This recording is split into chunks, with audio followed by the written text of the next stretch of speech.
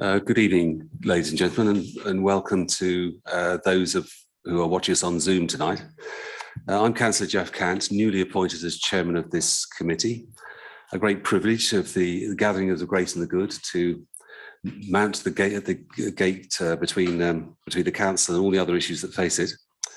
I'm also very pleased to say that I've got a very competent vice chair, Jeremy Cottam, who sits a little way away from me. Tonight we don't have a camera which will work to show the entire council chamber, as those who may be watching may be able to see from their screens, but you can see individuals and their names and as they speak. In addition to myself, the members of the committee, Jeremy Cottam, I've already mentioned, Rick Jones, Tony Linden, Jeff Bays and B. Aloko, who I think may be joining us later, possibly by Zoom.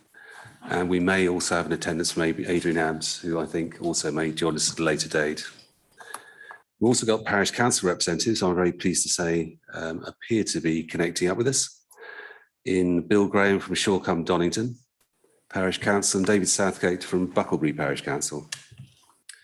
The parish councillors may speak at the meeting, but are not permitted to vote on any of the items under discussion. Joseph Holmes, to my left, the 151 officer, Sarah Clark, and Kathleen Bogos, the officers who will be advising the meeting as we go through the agenda.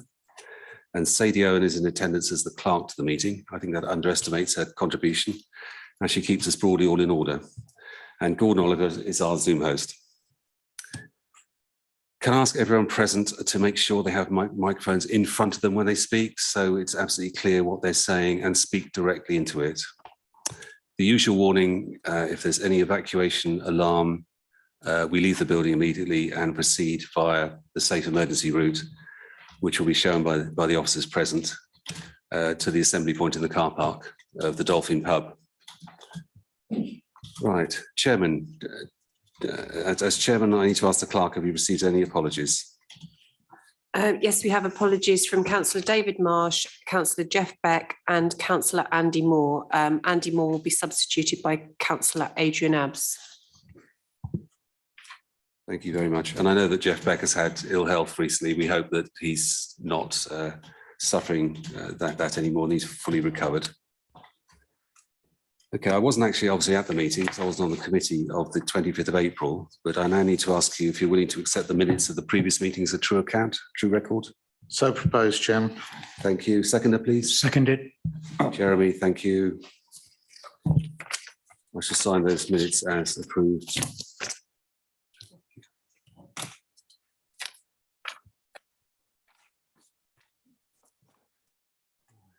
Do we have any declarations of interest in relation to tonight's agenda? None today, none to be declared. Thank you very much. Item 4, the forward plan on pages 13 and 14. Are there any amendments that anyone would like to make to the forward plan?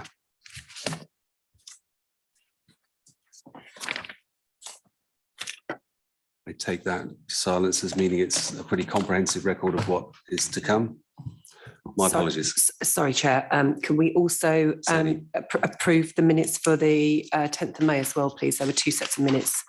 We've done the April. If we could just approve those. Thank you. So proposed, Chairman. Thank you very much. Oh, sure. Yeah, I've got that one.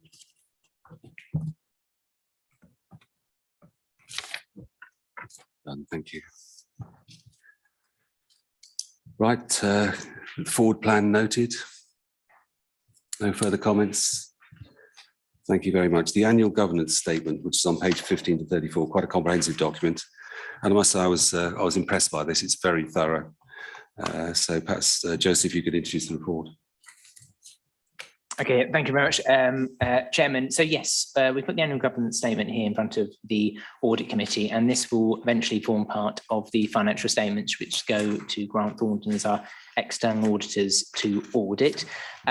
We have a requirement every year to produce the annual governance statement in line with the Sit for Solace regulation. So Sit for being the Chartered Institute of Public Finance and Accountancy, and Solace being the Society of Local Authority Chief Executives. And as part of this, we need to identify those key risk items which we've addressed from last year's annual governance statement, as well as those that we think will go forward for the year ahead. And we use a variety of sources for that, some of the internal audit reports which you received here previously, our corporate risk register, which is later on the agenda as well, and things like Ofsted reports or anything from our external auditors or any other external bodies. So we highlighted last year 3 items. We're carrying forward one of those in respect of the delivery of and sort of the capacity to deliver projects, 2 coming off around asset management and digital transformation. And then we've got 2 new items moving forward. So one is around improving our governance structures, and so that's where we're having a review at the moment as to what the most effective way from an internal side of things, so not reflecting any changes to sort of member governance structures to enhance our service delivery. So it does tie in a bit with the capacity to deliver projects. And the last one being the constitution review, ensuring that we deliver that. And you've got a separate paper actually in respect of that later on the agenda. So those were the key items which we consider as the risk for the year ahead. And then attached to this report as well is our Code of Local Governance, which actually this committee approved last year as a separate document. Thank you, Joseph. Do we have any comments on the annual governance statement as presented? Seemed fairly straightforward to me, but obviously, Tony. Yeah, I've got a slight concern with the amount of work that we have with obviously committees, meetings and all the rest of it, obviously in terms of officers, but also in terms of members. We've got a new council coming up in May, and there is quite a lot of pressure out, you know, whether, obviously I'm not a member of the executive, but I think there are lots of meetings, and it's trying to be as efficient and effective as possible without having too much bureaucracy, as well as obviously members knowing what's going on.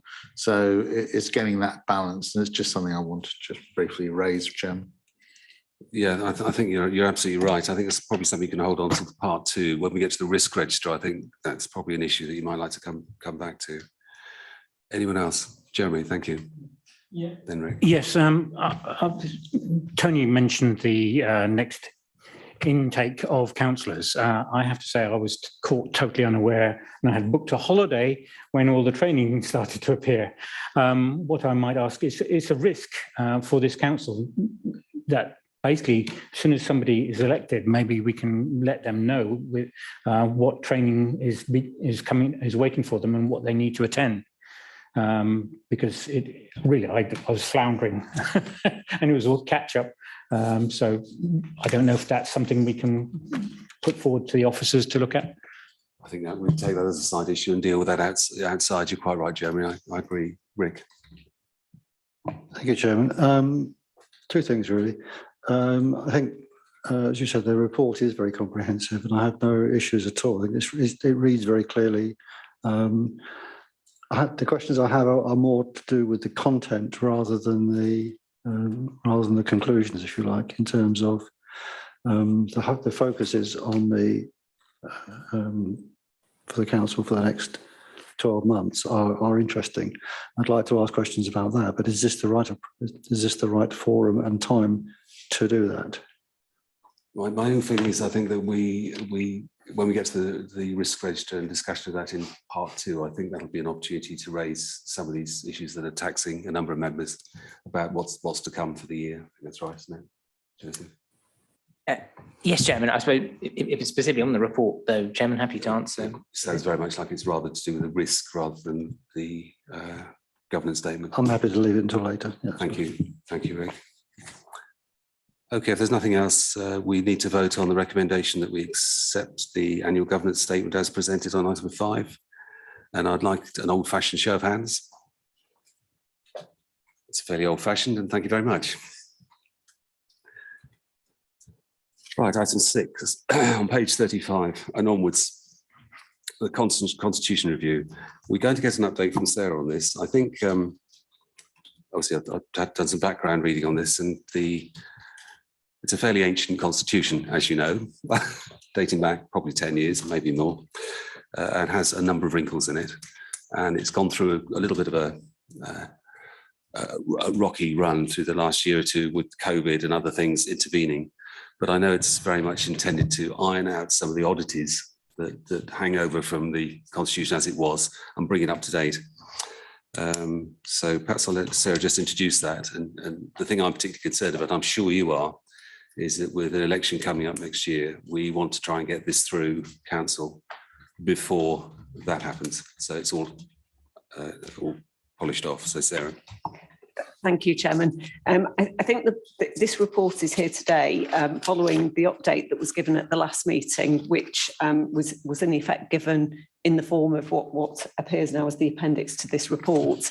And it had been the intention of the Constitution Review Task Group to bring a number of, or the product in effect of its work to this meeting ahead of council in July for approval.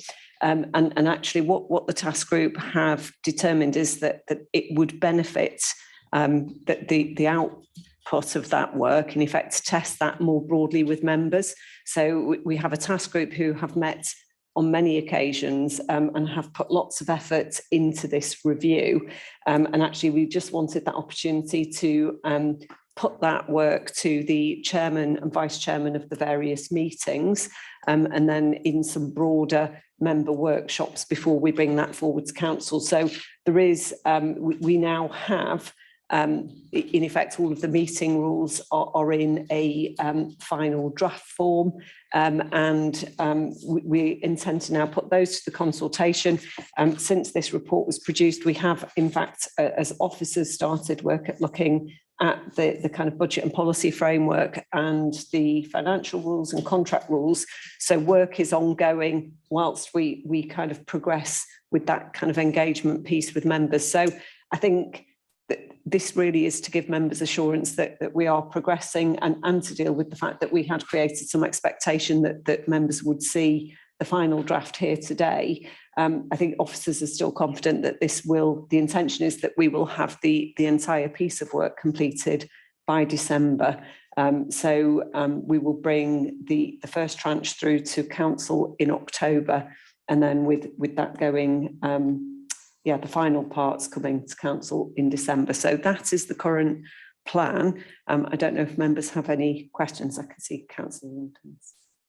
Tony, again, thank you. Yeah, thank you, Chairman. Just to be brief, obviously for members need to be informed, not told, that we've got an extra meeting of council in October, because we've obviously got September meeting, our regular one anyway.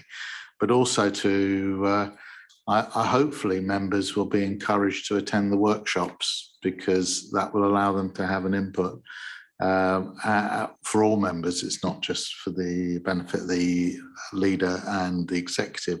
So it is important that we fully understand what's going on and can input, and if members wish to make some minor changes or suggest what they like and what they don't like, for both October and December. So we've got ownership from the council. Thank you, Chairman.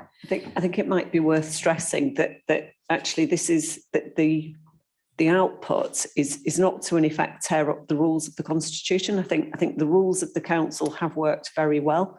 I think people find it a struggle perhaps to follow those rules. So if you're not immersed in them completely, I think it can be difficult. And so actually the intention is to have a very straightforward document that will be easy to navigate, and that actually will have a same baseline set of procedures. So we're not doing something completely different. So hopefully kind of the experience at meetings, etc., will remain largely as it is at the moment. And where there have been sort of amendments, there's been extensive debate already, but we are keen to hear from members as to how that might operate.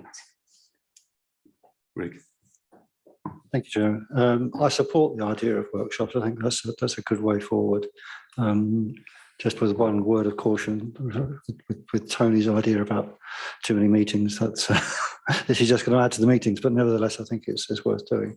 Yeah. And I think you've answered my other first question, which was, is it new rules or basically just tidying up and stopping duplication and trying to make things clearer, which I think you've answered. The other thing is that we've seen reference in the annual government's statement and report to reviews of internal governance commissioned by the chief exec. Given the linkage between governance and constitution, is it possible that that's going to come back with things which require further changes to the constitution? I'm not expecting any changes. I've been involved in that kind of work that's been commissioned. So I have spoken to the individual who is leading on that and about the work of this project. And I think that's more about the internal governance. So it shouldn't have a major impact on this. It may inform some of the decisions around where when we start to look at contract rules and financial rules. So it may start to impact on there as to where thresholds are. But I think the point at the moment and around governance and do we have too many meetings is the scheme of delegation as drafted in effect gives heads of service very broad powers already actually to take action under delegated powers. So I'm not expecting that to require any fundamental changes. If it did, I think with the timetable that we're operating to, in any event, we've got enough room to weave those in. I don't think it would be anything that would require the whole thing to be rewritten as well. So I think importantly. Plus, I'm a Darwinian by nature, so I think this is an evolutionary thing, so we can always come back to it. It's a matter of now getting it off the runway and making sure that everyone understands it, I think. Just one thing I wanted to bring into the meeting, to test with members from observations of being on the planning committee and elsewhere, is that in terms of the minutes that are kept for the council, there's three positions councils are in fact, in recording their activity. One is Zoom only, at the other extreme, verbatim, everything everyone says. Then in between, some sort of hybrid, which is like an abbreviated form. Now, I do note, having continually received 34, 40-page minute reports on planning committees, that we don't quite seem to have got a grip with using technology at its best to reduce the massive amount of oxygen this sucks out of the time that officers spend in terms of having to prepare these lengthy minutes. And it's almost becomes a bat and ball thing where people want to get their name in somewhere. So they say, my name needs to be in there because I said this. Whereas actually, I think the important thing is to get a short, sharp statement of what the committee decides down, rather than get a very lengthy expose of what everyone said. I don't know what people think about that. And my feeling was, Sarah might take that away. Jeremy.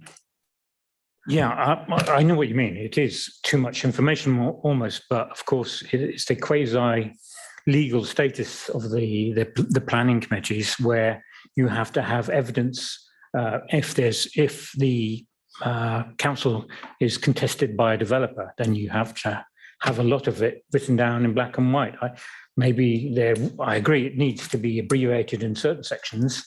But for example, what members say in a meeting, I think is probably one of the hot topics and needs to be in print, but I bow to legal experience.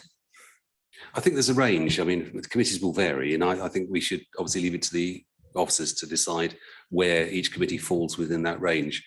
But frankly, 20-something odd years in local government, rarely have I ever experienced anyone rushing along to the council offices and saying, I'm a taxpayer, I need to see the minutes for the committee from 3 years ago. It just doesn't happen.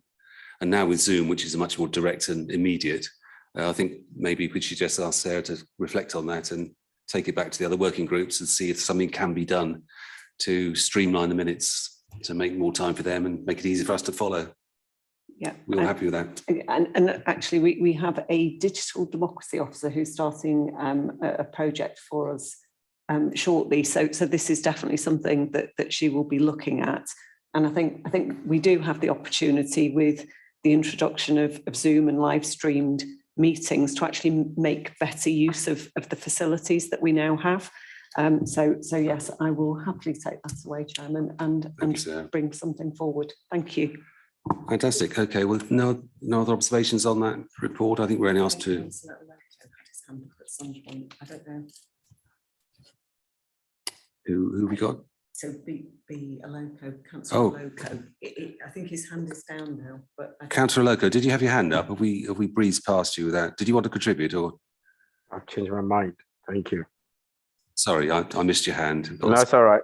It's okay. Change my mind. You're fine. Thanks very much. Yes, thank you. So if we're happy with that, I think we now need to move on to part two business, which excludes the press and public because it's of its confidential nature. And I think I need to take a vote from members on that exclusion. So if members would raise their hands to agree to the press Can and I public leaving propose the that we room. move to part two, please? Pardon? Can I propose we move to part where Thank you. we'd have to Thank propose you. a second? Seconder? Thanks. In favour? Thank you very much. Right.